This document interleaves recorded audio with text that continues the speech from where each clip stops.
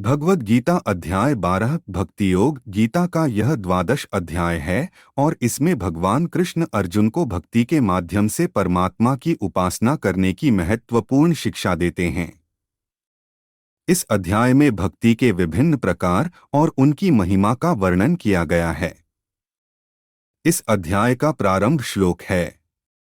श्री भगवानुवाच मया वेश्य मनो ये मां नित्ययुक्ता उपास्ते श्रद्धया पर्योपेतास्ते में युक्तत्मा मताः 12.2।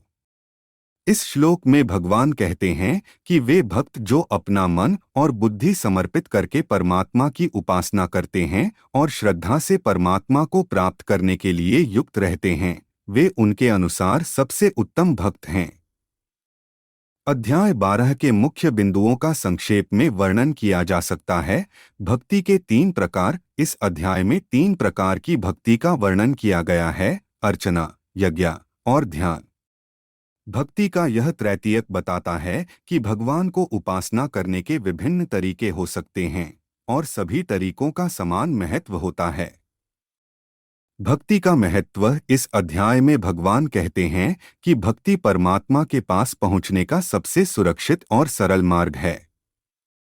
परमात्मा की भक्ति की गुण भगवान कृष्ण वर्णन करते हैं कि जिन भक्तों में अद्वितीय भक्ति और समर्पण की भावना होती है, वे उसके सबसे प्रिय होते हैं।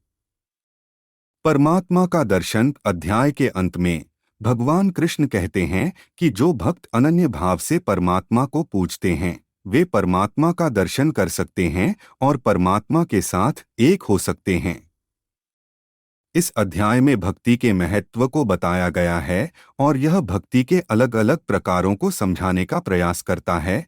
साथ ही यह दर्शाता है कि भक्ति का माध्यम परमात्मा के पास पहुंचने के लिए महत्वपूर्ण है। राधे राधे।